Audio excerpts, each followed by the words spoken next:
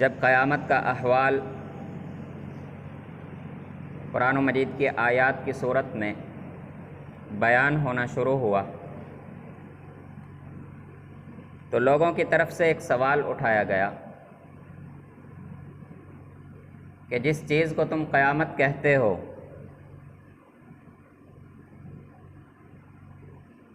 تو یہ زمین پر چلو مان لیا کہ انسان بہت چھوٹی مخلوق ہے، لیکن یہ جو زمین پر اتنے بڑے بڑے پہاڑ کھڑے ہوئے ہیں، ان کو اپنی جگہ سے کون ہلائے گا؟ ان کو تم کیسے ختم کر سکتے ہو؟ یہ سوال کرنے والے کی محدود علم، محدود مشاہدہ اور محدود سوچ کی بنیاد پر تھا، ورنہ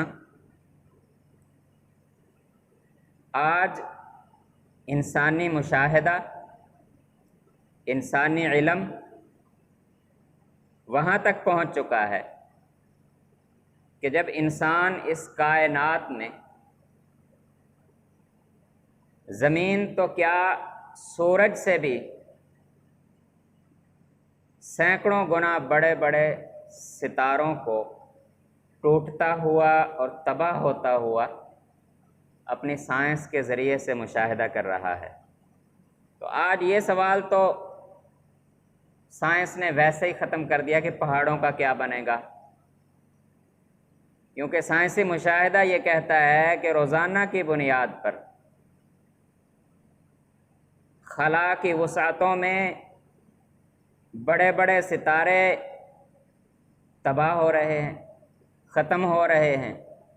اور نئے ستارے پیدا ہو رہے ہیں۔ اب وہ کون سی اتنی بڑی طاقت ہے کہ جو اتنے بڑے بڑے ستاروں کو جو پہلے سے موجود ہیں ان کو ختم بھی کر رہی ہے اور نئے ستارے پیدا بھی کر رہی ہے، نئی مخلوقات اور نئی دنیایں پیدا بھی کر رہی ہے۔ تو بہرحال یہ جو سوال اس وقت کیا گیا کہ پہاڑوں کا کیا بنے گا، تو اللہ تعالیٰ فرماتے ہیں وَيَسْأَلُونَكَ عَنِ الْجِبَالِ، اے رسول صلی اللہ علیہ وسلم جب قیامت کا آپ نے ذکر کیا، قیامت کی آیات ان کے سامنے تلاوت کی، تو انہوں نے آپ سے سوال کرتے ہیں، یہ پوچھتے ہیں کہ پہاڑوں کا کیا بنے گا، پہاڑوں کے متعلق سوال کرتے ہیں۔ فَقُلْ يَنسِفُهَا رَبِّي نَسْفًا، تو آپ انہیں جواب دیجئے، انہیں کہہ دیجئے کہ یہ پہاڑ اللہ تعالیٰ کی طاقت کے سامنے کوئی حیثیت اور وقت نہیں رکھتے، اللہ تعالیٰ ان کو بکھیر کر ہوا میں اڑا دے گا۔ فَيَذَرُهَا قَاعًا صَفْصَفًا، زمین کو برابر ایک چٹیل میدان کی صورت دے دی جائے گی، کوئی اس پہ اونچ نیچ، کوئی پہاڑ، کوئی دریا، کوئی سمندر، کوئی درخت، کوئی ٹیلا کچھ نظر نہیں آئے گا۔ تا حد نگاہ انسان جہاں تک دیکھتا چلا جائے گا ایک وسیع و عریض میدان کھلا ہوا ہوگا۔ لا ترى فيها عوجا، نہ تو کوئی بل دیکھو گے تم زمین پر، ولا امتا، اور نہ ہی کوئی ٹیلا تمہیں نظر آئے گا۔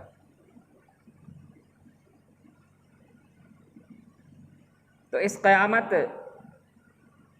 کے منظر کو، اس کی جو تشریح موجودہ دور،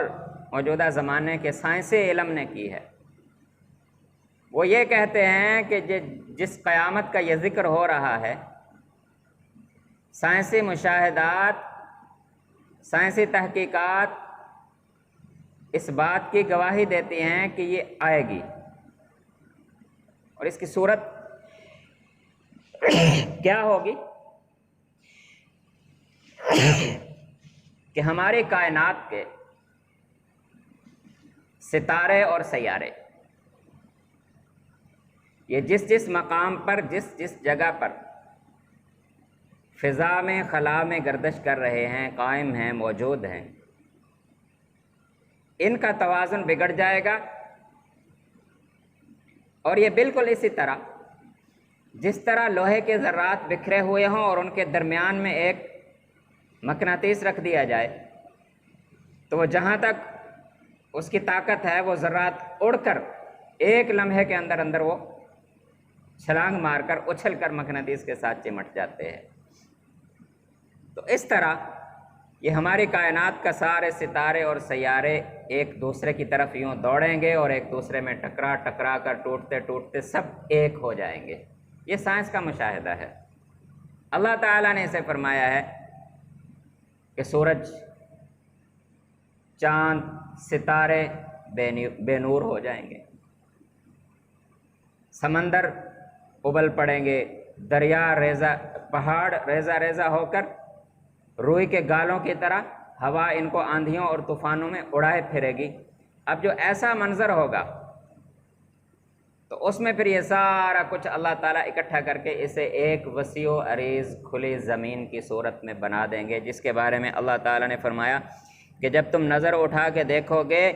تو زمین پر تمہیں کوئی بل نظر نہیں آئے گا، کوئی ٹیلا نظر نہیں آئے گا، کوئی موڑ نظر نہیں آئے گا، بالکل ایک چٹیل میدان بنا کے رکھ دیا جائے گا۔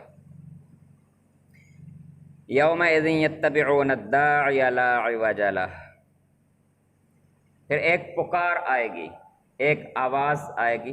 لوگوں کو جمع کرنے کے لیے۔ اس آواز کی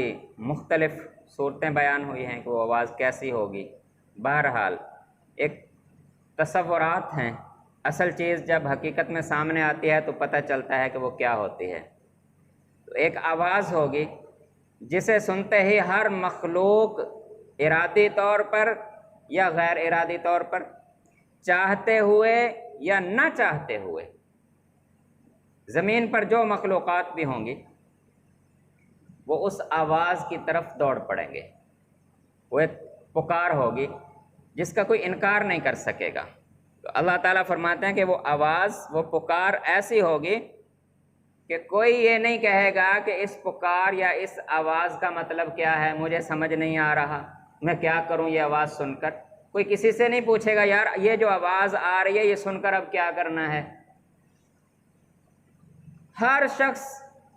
ہر زیرو خود بخود سمجھ جائے گا کہ یہ آواز کا مطلب ہے کہ بس پہنچو، دوڑو، قبروں والے قبروں سے نکل کر، مارکیٹوں والے مارکیٹوں سے نکل کر، اپنی اپنی مصروفیات میں جو جہاں ہوگا، جس حالت میں ہوگا، بظاہر اس دنیا میں زندہ ہوگا یا اگلی دنیا میں قبروں میں ہو، برابر ہو جائیں گے اس دن سارے، قبروں والے اور زمین کے اوپر والے سب برابر۔ جیسے یہ آواز لگے گی قبروں والے قبروں سے نکل کر دوڑ پڑیں گے، مصروفیات والے اپنی مصروفیات پھینک کر اسی آواز کی طرف دوڑ پڑیں گے۔ وَخَشَعَتِ الْأَصْوَاتُ لِلرَّحْمَنِ، ایسا خوف طاری ہو جائے گا اس دن اس آواز سے کہ پھر کوئی بولنا بھی چاہے گا تو اس کی آواز نہیں نکلے گی، بس ایک خاموشی، بس ہائے ہائے، اس کے علاوہ اور کچھ نہیں، اور دوڑنا، جس آواز جدھر سے آواز آ رہی ہے اس وقت دوڑتے چلے جانا۔ وَخَشَعَتِ الْأَصْوَاتُ لِلرَّحْمَنِ، بس ایک اللہ کے خوف سے، ایک رحمان کے خوف سے آوازیں دب جائیں گی۔ فَلَا تَسْمَعُ إِلَّا ہمسا، اس دن آپ کوئی آواز نہیں سنو گے، ہمسا اسے کہتے ہیں کھس پھس والی آواز، کوئی واضح آواز نہیں، صاف آواز نہیں، ایک کھس کھسی سی آواز، بس اتنا پتہ چلے گا کہ کوئی اگر کسی سے کلام کرنے کی کوشش کر رہا ہے یا کسی کو آواز دینے کی کوشش کر رہا ہے یا کسی سے کچھ پوچھنے کی کوشش کر رہا ہے تو بس ایک کھس پھس جیسی آواز سننے والے کو ملے گی، کوئی سمجھ نہیں آئے گی کہ کون کیا کہنا چاہتا ہے، بس صرف ایک ہوگا کہ بس دوڑ رہے ہیں سارے، جس طرف سے آواز آ رہی ہے بس اس طرف جا رہے ہیں۔ یومئذ لا تنفع الشفاعہ، اللہ تعالیٰ فرماتے ہیں کہ پھر کوئی شفاعت، کسی کی سفارش کسی کے کام نہیں آئے گی، کسی کو نفع نہیں دے گی۔ ہاں، الا من اذن لہ الرحمن ورضی لہ قولا، صرف وہ لوگ جن کو رحمان رب کی طرف سے اجازت ملے گی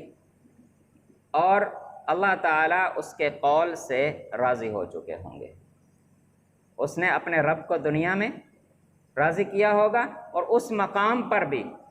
جس چیز کی اللہ تعالیٰ کسی کو اجازت دیں گے، وہ جیسا کلام اللہ تعالیٰ کی ذات کے سامنے کرے گا، وہ بس وہی کلام ہوگا جس پر اللہ تعالیٰ راضی ہوں گے، اس کے علاوہ کوئی وہاں پر کلام بھی نہیں کر سکے گا۔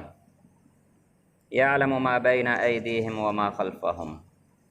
آج تمہیں معلوم نہیں ہے کہ تم اپنے پیچھے کیا چھوڑ کر جانے والے ہو، اور تمہیں نہیں معلوم کہ تم اپنی اگلی زندگی کے لیے کیا بھیج چکے ہو۔ اللہ تعالیٰ کے سامنے ایک ایک ذرہ کھلا ہوا ہے کہ تم اپنے پیچھے چھوڑنے کے لیے جو محنت کر رہے ہو، جو تمہاری محنت ضائع ہونے والی ہے، تمہارے کام آنے والی نہیں ہے۔ یہ اکثر ہمارے سامنے ہوتا ہے، انسان بڑے لمبے پلان کرتا ہے، یہ جناب ایک مارکیٹ خریدی ہے، دکانیں بناؤں گا، کرائے پہ دوں گا، بڑھاپے میں سکون سے محنت نہیں کرو گی، کام نہیں ہوگا، چلو کرایہ شرائے اکٹھا کیا، سکون سے وقت گزار لوں گا، یہ زمین بن گیا ٹھیکے پہ دے دوں گا، یہ اولاد پڑ گئی ہے، چلو یہ جناب کام آئے گی، یہ گاڑی بن گئی ہے یار، چلو بندے نے کہیں آنا جانا ہے۔ اچھا، یہ سارے انتظامات ابھی وہ کر رہا ہوتا ہے، اچانک خبر آتی ہے کہ بس جناب وہ چلا گیا، بس وہ چلا گیا۔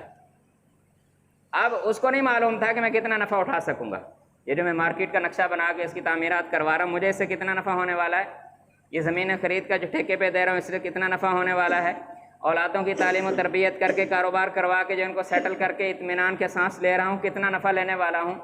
اس کی ابھی اسے کچھ خبر نہیں ہے۔ اور اپنی آگے والی زندگی جہاں اچانک ایک دن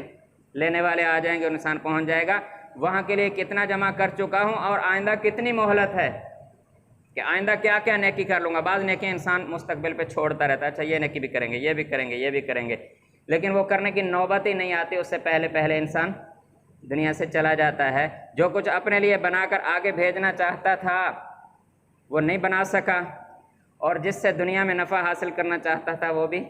نہیں کر سکا۔ اس کو اللہ تعالیٰ نے فرماتے ہیں، سورہ آیت الکرسی میں بھی یہ آیت موجود ہے، یعلم ما بین ایدیہم وما خلفہم، تم اپنے آنے والی زندگی کے لیے جو تمہارے کام آنے والا ہے کیا بھیج چکے ہو، وما خلفہم، جو پیچھے چھوڑنے کے لیے تم نے محنت کی ہے، جو تھکاوٹیں پیچھے ضائع ہونے والی ہے وہ کیا ہے، اللہ تعالیٰ ہر چیز کو جاننے والے ہیں۔ ولا یحیطون بہ علما، ہاں جو چیزیں اللہ کے علم میں ہیں، تمہاری ہر چیز کو تو اللہ جانتا ہے، لیکن جو چیز اللہ کے علم میں ہے وہ کیا ہے، تمہاری موت کب آنے والی ہے، یہ اللہ کے علم کی بات ہے، کس جگہ پر کس حالت میں آنے والی ہے، کتنی عمر میں آنے والی ہے، یہ ساری چیزیں اللہ کے علم کی ہیں، وہ تم نہیں جان سکتے۔ تو جب ہم اس چیز کا علم ہے ہی نہیں ہمیں، نہ ہم اس کو جان سکتے ہیں، تو پھر جب انسان نے جانا ہی جانا ہے تو پھر اللہ تعالیٰ توفیق عطا فرمائے ہم نالائقوں کو، تو اس وقت کے لیے کچھ نہ کچھ تیاری ہر وقت اتنی موجود رہے کہ کم از کم حسرت، زیادہ ترقی انسان وہاں پر نہ کر سکے تو کم از کم حسرت بھی زیادہ نہ ہو کہ کاش میں یہ بھی کر لیتا، کاش یہ بھی کر لیتا اپنی آخرت کے لیے۔ تو تھوڑی بہت فکر ہمیں کرنی چاہیے۔ آپ میرے لیے دعا کریں، میں آپ کے لیے کرتا ہوں کہ اللہ تعالیٰ ہمیں توفیق عطا فرمائے۔ وعنت الوجوہ للحی القیوم وقد خواب من حمل ظلما، اللہ تعالیٰ فرماتے کہ وہ ایک ایسی ذات ہے جو الحی ہے، القیوم ہے، زندگی اسی کی ہے، وہ خود زندگی کا مالک ہے، القیوم وہ سارے کے سارے کائنات کے نظام کو سنبھالنے والا ہے، قائم رکھنے والا ہے، اور اسی کے سامنے ہر مخلوق اپنا سر، اپنی پیشانی اور اپنا چہرہ رگڑتی ہے۔ وقد خواب من حمل ظلما، جس نے ظلم کیا کسی پر ظلم کیا، کسی کا حق مارا، چاہے وہ اپنی اولاد کا ہو، چاہے بیٹی کا ہو، یہ چھوٹے چھوٹے حقوق ہوتے ہیں جو شریف لوگ مارتے ہیں۔ ظالم تو بڑے بڑے حق مارتا ہے نا، جو دنیا میں ظالم مشہور ہو نا وہ بڑے بڑے حق مارتا ہے نا، تو جو چھوٹے چھوٹے شریف لوگ ہوتے ہیں وہ حق کس کا مارتے ہیں؟ اپنی بیٹی کا حق اپنے بیٹوں کو دے جاتے ہیں، اپنی بہن کا حق مار لیتے ہیں، اور بہت سارے، اپنی والدہ کا حق مار لیتے ہیں، اور بھی ہم اپنے دائیں بائیں، کوئی بھائیوں میں سے کوئی کمزور ہے، رشتہ داروں میں سے کسی نہ کسی طریقے سے ہر وقت اسے لوٹنے کے چکر میں رہنا، اس کو پورا حق نہ دینا۔ کاروبار میں اگر کوئی شراکت دار ہے اور بیچارہ تھوڑی سمجھ کم ہے اس کی، تو دائیں بائیں سے کسی نہ کسی بہانے اس کے مال میں سے نفع نکالتے رہنا۔ اللہ تعالیٰ فرماتے ہیں وہ لوگ تباہی کے دہانے پر ہوں گے، اصل پریشان حال وہ ہوں گے جنہوں نے ظلم اٹھایا ہوگا اپنے اوپر۔ وَمَن يَعْمَلْ مِنَ الصَّالِحَاتِ وَهُوَ مُؤْمِنٌ، اور وہ لوگ جنہوں نے نیک اعمال کیے اپنی آخرت کے خوف سے، آخرت کی فکر سے، اللہ تعالیٰ کی رضا کے لیے قربانیاں دیتے رہے، ایثار کرتے رہے، لوگوں کے حقوق ادا کرتے رہے، بلکہ حقوق سے آگے بھی ان کی ضروریات دیکھتے رہے، اور ایمان کی بنیاد پر کہ مجھے اس کا بدلہ آخرت میں ملے گا۔ فلا یخاف ظلما ولا ہضما، تو ایسے لوگوں کو پھر نہ تو کسی نقصان اور نہ بے انصافی کا کوئی خوف نہیں ہوگا۔ وَكَذَلِكَ أَنزَلْنَاهُ قُرْآنًا عَرَبِيًّا،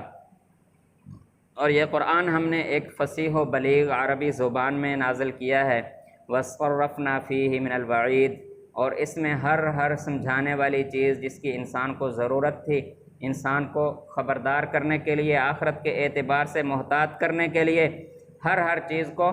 مختلف طریقوں سے گھما کر، مثالیں کبھی ادھر سے کبھی ادھر سے، کبھی کوئی مثال کبھی کوئی مثال، اللہ تعالیٰ فرماتے ہیں ہم نے مثالیں گھما کر انسانوں کے سامنے بیان کی تاکہ وہ سمجھ جائیں۔ لعلہم یتقون، پھر ڈر پیدا ہو جائے ان کے دل میں، ایک خوف اور ایک احتیاط پیدا ہو جائے تاکہ وہ آخرت کے خوف سے ڈرنے لگیں۔ او یحدث لہم ذکرا، اور یہ نصیحتیں، یہ آیات ان کے دلوں میں کچھ سوچ پیدا کریں کہ وہ سوچنے پر مجبور ہو جائیں۔ فتعال اللہ الملک الحق، بس بلندیاں، عظمتیں، شان صرف اور صرف اس سچے بادشاہ کے لیے ہیں، اس کے علاوہ کوئی بادشاہ نہیں ہے۔ اس کے علاوہ اگر کوئی اپنے آپ کو عزت والا سمجھتا ہے تو اس کی عزت جھوٹی عزت ہے، اس کے علاوہ اگر کوئی اپنے آپ کو بادشاہ سمجھتا ہے تو اس کی بادشاہت جھوٹی بادشاہت ہے۔ اگر یقین نہیں ہے تو چند دن بعد دیکھ لینا، یہی بے بس ہو کر قبر میں اتر رہا ہوگا، اور وہی لوگ جو دن رات دائیں بائیں اس کی تعریفیں اور نعرے لگانے والے تھے وہ جنازے میں بھی شریک نہیں ہوں گے۔ ہمارے پاکستان میں کتنے لوگوں کے ساتھ یہ ہو چکا ہے